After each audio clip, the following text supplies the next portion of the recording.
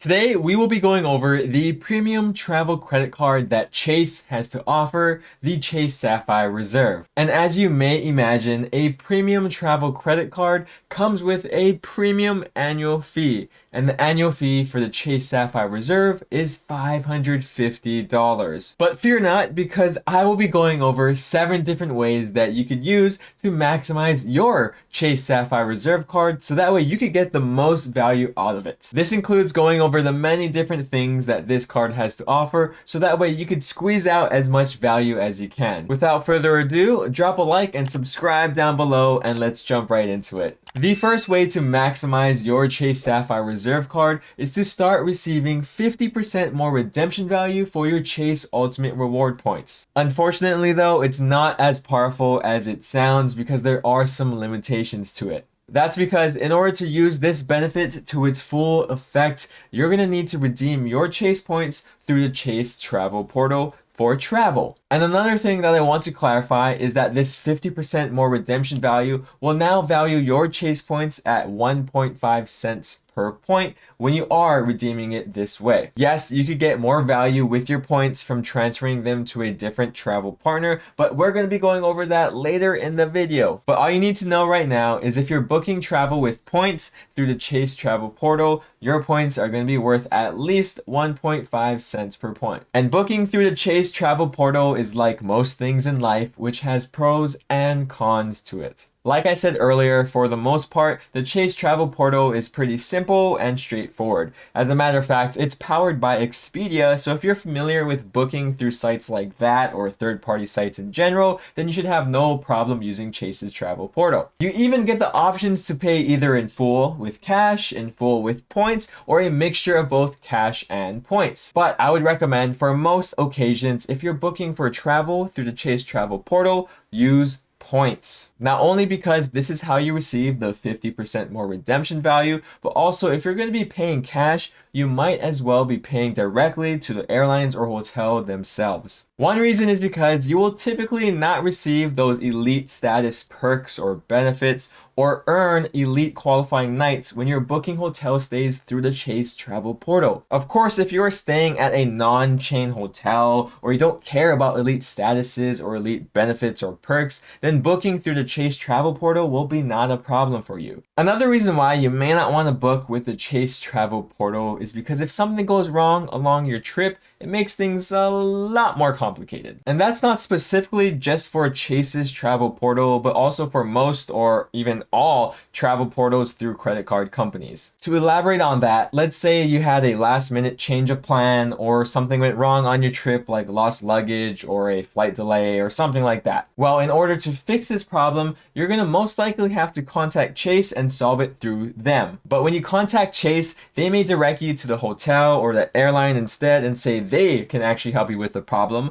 But then you contact the hotel or airline and they're going to say you booked it with a third-party travel site or a travel agency. Go talk to them to solve the problem. And then you go back to Chase and then they say, oh, they can't access the database because it's the hotels or airlines or something like that. They don't have the records for it. And next thing you know, you still have a problem and it's not solved. Third-party sites or travel agencies or credit card travel portals like this tend to have the rep that if something goes wrong, it's going to make things more complicated, and ideally you won't have to deal with that. But if you do, good luck with it, because actually I'm dealing with one right now on a trip that I made in March, and it's in like the middle of August, and it's still going on because I kept going back and forth, talking to a bunch of different people and just waiting. So we'll see how it goes. But hey, with that 50% more redemption value, and if the price is right, you might just have to take that risk and book with points at least with the Chase Travel Portal. Or if you don't want to travel, with the Chase Sapphire Reserve, you will also get 50% more redemption value when you use your points to redeem for things with the Pay Yourself Back program. The Chase Pay Yourself Back program is Chase's way for you to use Chase points to receive statement credit to kind of cancel out a transaction on an eligible purchase in a certain purchase category that's on your Chase Sapphire Reserve card. For example, the Pay Yourself Back categories for the Chase Sapphire Reserve until September 30th, 2022 are Airbnb and dining purchases. This means for any Airbnb or dining purchases that you made with your Chase Sapphire Reserve card, you could actually use points to redeem for statement credit to cancel out those purchases. Obviously, this is way more helpful during COVID times when people weren't traveling as often and they had a whole bunch of credit card points just piling up. And like a toxic relationship, COVID somehow is still lingering on even though we're supposed to have been over with it already. But hey, Pay Yourself Back program is still available right now. So if you don't want to use your points to redeem it for travel, then the Pay Yourself Back program is a great way to get at least 1.5 cents per point value on your hard-earned points. Moving on to the second way to maximize your Chase Sapphire Reserve Card is to use its travel credit. The annual $300 travel credit that comes with this credit card is probably the most valuable and the easiest perk credit benefit of this card, and it's probably what it's known for the most, I think. That's because every year the Sapphire Reserve Card will give you $300 to be used for travel purchases. And we're not just talking about flights and hotel purchases, but travel purchases in the generic Chase travel category, such as Airbnbs, Ubers, Lyfts, other ride shares, cabs, taxis, which are also cabs, I guess, buses, trains, subways, and much more. And since this credit does cover all of those generic travel categories or travel purchases, you have to use all $300 of it every single year. There's no excuse. Quite frankly, if you don't use the entire $300 travel credit every year, you might as well do yourself a favor and downgrade your Sapphire Reserve to a Sapphire Preferred because you're not using your Sapphire Reserve to its most highest potential. That's just how ridiculously easy it is to use and how valuable this travel credit is towards the Chase Sapphire Reserve, and if you want to try and make the annual fee worth it. There is literally no special code to use. There is no special website to go through. There's not even a button that you have to press to activate this travel credit every year. To be fair though, you might be wondering throughout the year how much credit you have used and how much credit you have left, and there's a way to quickly check that. Just log into your Chase account, look at the rewards activity for your Sapphire Reserve Card, and you'll see it right there. As a matter of fact, you could also see when next year's credit becomes available. Another travel benefit that you must absolutely use to help maximize the Chase Sapphire Reserve is the free airport lounge access. With this card, you will receive a complimentary Priority Pass Select membership every year, which will give you access to over 1,300 different airport lounges across the world. To be honest, this perk is not that special. It's not unique at all because literally most other travel credit cards out there also include this benefits as a part of the credit card. But the one thing that is kind of unique or more uncommon about the Chase Sapphire Reserves version is that this also includes access and free credit to Priority Pass restaurants. As of right now, there are around 29 different Priority Pass restaurants available across 20 different airports. And with each restaurant that you go to, you'll receive around $28 or $25 to $30 per guest at that location to be used for food or drink. And the number of guests that you could bring does vary on the location. Yes, at most, if not all of these airport lounges that you go to, you will receive free food and free drinks.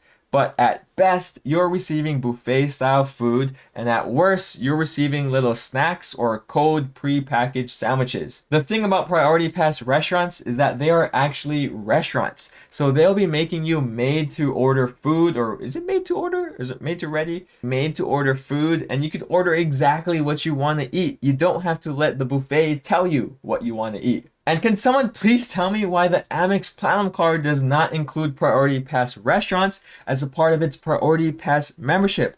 Like, that card is so expensive, it's such a premium travel credit card, but it doesn't give you full access to all of Priority Pass's benefits. What's up with that? Anyways, I tell you guys all the time that airport lounge access is a game changer. Even if you travel just once a year, it's a game changer. And if you get free food at the Priority Pass restaurants, that makes it even better. So if you have the Chase Sapphire Reserve Card, folks, use your airport lounge access. The fourth way to maximize your Chase Sapphire Reserve is to use its partners' benefits. And no, I'm not talking about the travel partners quite yet, but I'm talking about its other partners, GoPuff, Lyft, and DoorDash. That's because with your Reserve credit card, you will earn 10x total points on Lyft rides through March 31st, 2025. Honestly, Chase seems to keep extending their partnership with Lyft because I swear it was supposed to end in like 2021 or 2022. 2023, and now it's 2025. So who knows, they might extend it one more time. Personally, I do not use ride shares like Lyft or Uber because here in Hawaii, public transportation kind of sucks. It's not that walkable of a city. So I have my own car. I drive myself everywhere. And if I don't drive, then I have one of my friends drive me. But perhaps there's a slim chance that not all of you watching live in Hawaii as well, so maybe you guys can take advantage of the 10x points that you'll be receiving on the Chase Sapphire Reserve Card for Lyft purchases. Another partner benefit with the Chase Sapphire Reserve Card is with GoPuff. And honestly, when I first heard about this company, I thought it was some sort of cigarettes or even a vape store or vape service, something like that. But it turns out it's a delivery service for things like alcohol, food, drinks, and more. Also, this service is very, very limited or just non-existent in Hawaii, so I don't use this, or I wouldn't use this at all, but you'll receive $10 worth of monthly statement credit from GoPuff, so then you could order yourself a free drink or snacks once a month if you're too lazy to go to the supermarket or corner store. This promo will end though in December 31st of 2023, but again, it may change, so keep an eye on that. Lastly, the Sapphire Reserve will give you a complimentary Dash Pass membership or subscription until December 31st, 2024. And Dash Pass is DoorDash's paid service where you get $0 delivery fees and you get special discounts, I think, or something like that. And you could use it on your DoorDash app throughout the year until 2024. On top of that, you'll get $5 of DoorDash credit each month. So I guess that's going to go towards the tip or the delivery fee.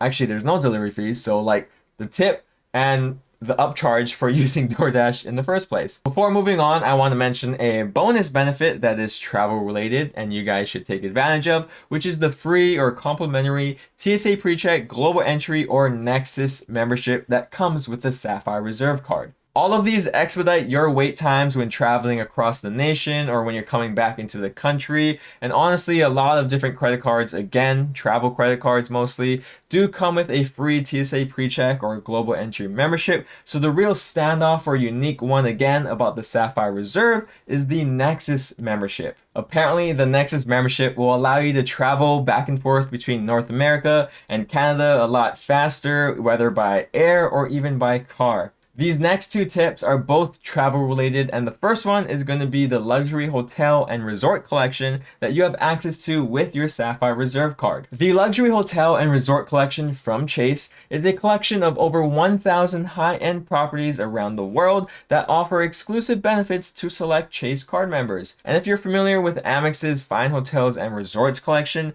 this is pretty much the same thing, but just the Chase version of it. All you need to do is to book a hotel stay through the Luxury Hotel and Resort Collection website, and you'll receive the following benefits: daily breakfast for 2 people, room upgrade if available, free Wi-Fi, early check-in and late checkout if available, and a special amenity unique to each property such as lunch or dinner for 2, a spa treatment, golf green fee waivers, resort credit, airport transfers, or a welcome gift. This benefit isn't made for every Chase Sapphire Reserve card member out there, or won't be used by every or even most Chase Sapphire Reserve card members out there because the prices for these properties are pretty expensive. But hey, you have that $300 annual travel credit to use, so maybe you can at least afford one night there. The next travel benefit that you need to do to maximize your Chase Sapphire Reserve Card is to transfer your points to one of Chase's travel transfer partners. The Chase Sapphire Reserve Card is one of 3 cards that allow you to have this benefit. The other 2 cards are the Chase Sapphire Preferred and the Inc. Business Preferred cards. This benefit allows you to transfer 1 Chase point to 1 transfer partner mile or 1 transfer partner point. And here is a list of Chase's transfer partners. Thankfully, you have quite the selection to choose from, and it should cover your domestic flights all the way up to your dream international trips. And the reason why this perk is so huge is because this is going to be the best way to maximize your points or to get the max value from your points with a Chase credit card. On average, you could see a point valuation of around 2 cents per point, and that could go all the way up to around the 8 cent per point mark. If you have the Chase Sapphire Reserve Card, please consider saving up your points and waiting until you can transfer them to a transfer partner, so that way you can get the max value for your points and get a free trip out of it, or a heavily discounted trip from it. Trust me, it will make your life a lot easier when you're paying your trips with points as opposed to using your cash out of pocket. And another way that the Chase Sapphire Reserve Card will make your life easier is with its insurances and protections. Yes, you have those classic purchase, return, and extended warranty protections that will cover your butt for those normal everyday transactions. But the Chase Sapphire Reserve Card will also cover you when you are traveling. You have trip cancellation / interruption insurance, primary car rental insurance, lost luggage reimbursement, trip delay reimbursement, and even emergency evacuation and transportation. I'm not sure how often you would use any of these protections or insurances, but I know that lost luggage, for example, happens a lot of times. It may not be as nice as receiving your lost luggage back into your hands, but at least you'll receive some sort of credit or reimbursement for the trouble that you went through, so that way you could buy yourself certain essential things for your trip. What are your thoughts? Can you make the Chase Sapphire Reserve Card worth it, or are you just not quite ready for it yet? And if you want to watch more Chase credit card videos, go ahead and click on the videos right here.